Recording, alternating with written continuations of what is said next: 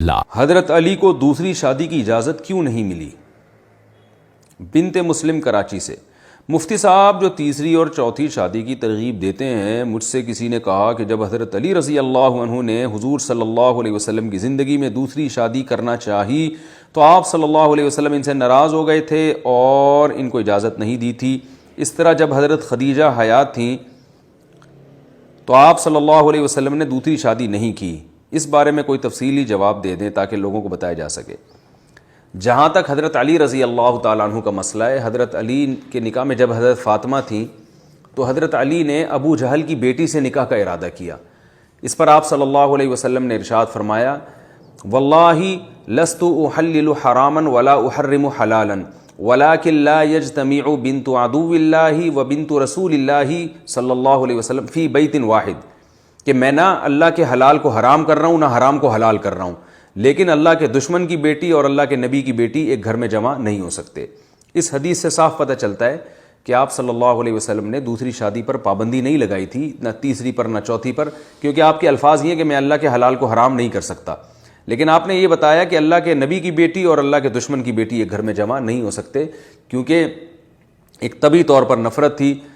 جس کی بیس پر آپ صلی اللہ علیہ وسلم کو یہ خیال ہوا کہ فاطمہ تو بضعۃ منی، فاطمہ میرے جگر کا ٹکڑا ہے، میرے جسم کا حصہ ہے، من آذاہا فقد آذانی، جس نے اس کو تکلیف دی اس نے مجھے تکلیف دی۔ تو وہ تکلیف کی وجہ یہ تھی کہ حضرت علی رضی اللہ تعالیٰ عنہ دشمن اسلام کی بیٹی سے نکاح کر رہے تھے، جو آپ صلی اللہ علیہ وسلم نے اس کو پسند نہیں کیا۔ تو یہ علماء نے اس کی وجہ بیان کی ہے کہ دوسری شادی پر پابندی نہیں لگائی تھی۔ اور اگر فرض کر لیں کہ دوسری شادی پر پابندی لگائی تھی تو قرآن نے 4 شادیوں کی مرد کو اجازت دی ہے صاف لفظوں میں، اور اس سے کسی کو بھی مستثنیٰ نہیں کیا۔ تو اسی بیس پر صحابہ کرام کیا کرتے تھے۔ حضرت علی نے بھی حضرت فاطمہ کے انتقال کے بعد 4 شادیاں کی ہیں، اور جب حضرت علی کی شہادت ہوئی ہے تو اس وقت آپ کے نکاح میں 4 بیویاں تھیں۔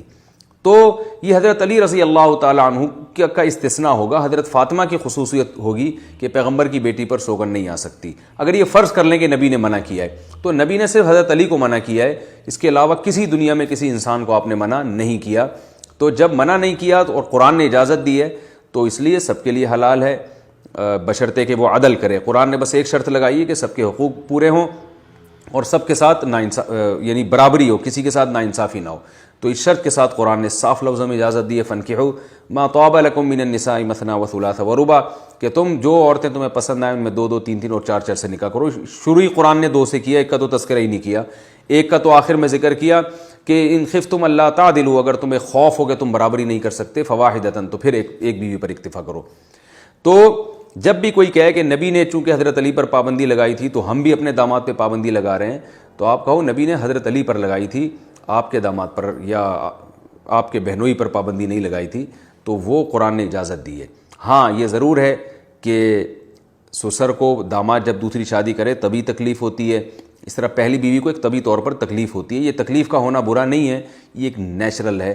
تو لیکن پابندی لگانا، زبردستی کسی کو روک دینا، اس کی اجازت نہیں ہے، کیونکہ یہ اللہ کے حلال کو حرام کرنے کے مترادف ہے۔ دوسرا مسئلہ، حضرت خدیجہ جب حیات تھیں تو آپ صلی اللہ علیہ وسلم نے دوسری شادی کیوں نہیں کی؟ تو بات یہ ہے کہ حضرت خدیجہ سے جب نبی صلی اللہ علیہ وسلم کا نکاح ہوا ہے تو اس وقت آپ کو نبوت نہیں ملی تھی۔ آپ صلی اللہ علیہ وسلم کی عمر 25 سال تھی، حضرت خدیجہ کی عمر تقریباً 40 سال تھی۔ تو یہ بھی اشکال ہو سکتا ہے نا کہ نبی صلی اللہ علیہ وسلم نے تو جلد نکاح کی ترغیب دی ہے، بالغ ہوتے ہی نکاح کی ترغیب دی ہے، تو آپ نے خود 25 سال میں نکاح کیوں کیا؟ تو جو اس سوال کا جواب ہے وہی اس آپ کے سوال کا بھی وہی جواب ہے۔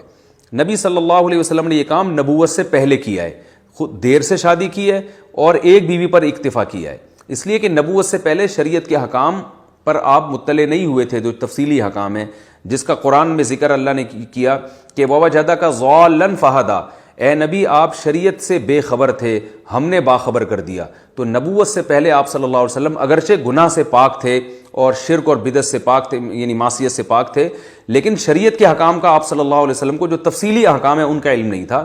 تو اسی وجہ سے آپ نے نکاح بھی دیر سے کیا اور طویل عرصے تک ایک بیوی پر اکتفا بھی کیا۔ لیکن جب آپ صلی اللہ علیہ وسلم کو نبوت ملی ہے اور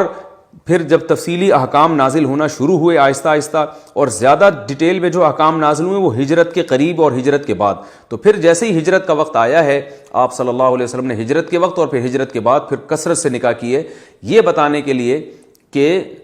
اگر آپ زمانہ جاہلیت میں زیادہ شادیاں کرتے یا جلدی شادی کرتے تو لوگ یہ سمجھتے کہ آپ صلی اللہ علیہ وسلم کو نکاح کی کثرت کا ذاتی شوق تھا زمانہ جاہلیت میں عرب کے دستور کی وجہ سے، کیونکہ عرب میں زیادہ شادیوں کا رواج تھا. لیکن اس وقت آپ نے دیر سے بھی شادی کی اور ایک بیوی پر بھی اکتفا کیا. اس سے یہ پتہ چل گیا کہ آپ صلی اللہ علیہ وسلم نے جب نبوت نہیں تھی تو عرب کے دستور کے بالکل خلاف چلے ہیں، لیکن جب نبوت مل گئی اور شریعت کے احکام تفصیلی نازل ہوئے تو آپ نے زیادہ نکاح بھی کیے اور جلد نکاح کی ترغیب بھی دی. اس میں یہ ہمیں سبق ملتا ہے کہ نبی صلی اللہ علیہ وسلم کی زیادہ شادیاں اور جلدی شادی کی ترغیب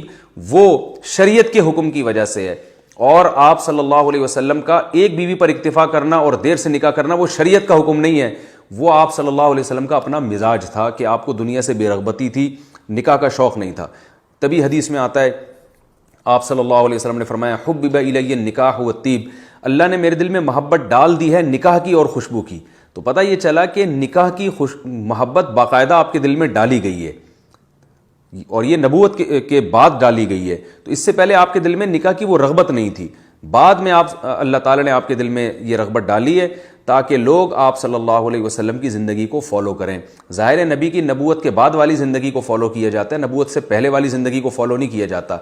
تو یہ کانسیپٹ کلیئر کرنے کے لیے نبی نے ایسا کیا کہ آپ صلی اللہ علیہ وسلم کی زیادہ شادیاں اور جلدی شادی کی ترغیب یہ شریعت کی وجہ سے ہے، زمانہ جاہلیت کے رواج کی وجہ سے نہیں ہے. اگر آپ پہلے نکاح کر لیتے اور جلدی شادیاں کر لیتے، زیادہ شادیاں پہلے کر لیتے، تو اس میں اس بات کا امکان تھا کہ آپ نے اپنی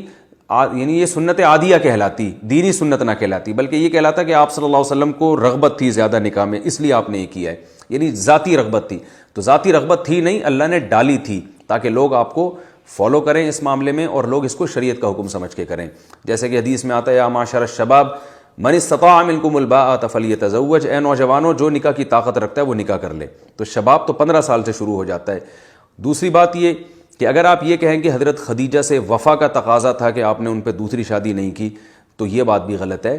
اس لیے کہ اگر یہ والی علت پائی جاتی تھی، اس بیس پر نبی نے شادی نہیں کی دوسری حضرت خدیجہ کی زندگی میں، تو حضرت عائشہ سے تو نبی کو سب سے زیادہ محبت تھی.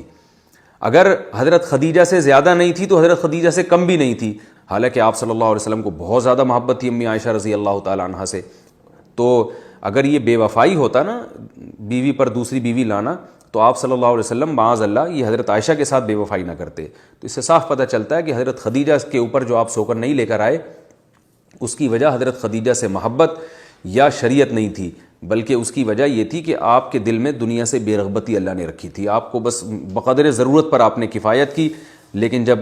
شریعت کے تفصیلی احکام نازل ہوئے تو اللہ نے بتایا کہ آپ نے اس میں قناعت سے کام نہیں لینا، سخاوت سے کام لینا ہے. نکاح میں قناعت نہیں کرنی، کثرت سے نکاح کرنے، تاکہ آپ کی امت اس معاملے میں آپ کو فالو کرے.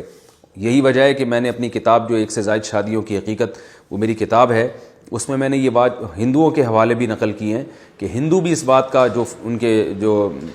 ماہرین ہیں، جو ان کے کالم نگار ہیں یا ان کے مورخین ہیں، جو وہ تک اس بات کا اعتراف کر چکے ہیں، جو ان میں انصاف پسند ہیں، کہ آپ صلی اللہ علیہ وسلم نے جو زیادہ نکاح کیے اس لیے کیے تاکہ ان کی قوم بھی کثرت سے نکاح کرے، جن میں طلاق یافتہ بھی ہوں، بیوہ بھی ہوں، کنواریاں بھی ہوں، اور کسی قسم کی عورت سے نکاح میں وہ عار محسوس نہ کریں. تبھی آپ دیکھیں نبی نے ایک کنواری خاتون سے نکاح کیا، باقی ساری بیوہ اور طلاق یافتہ عورتیں تھیں. تو اس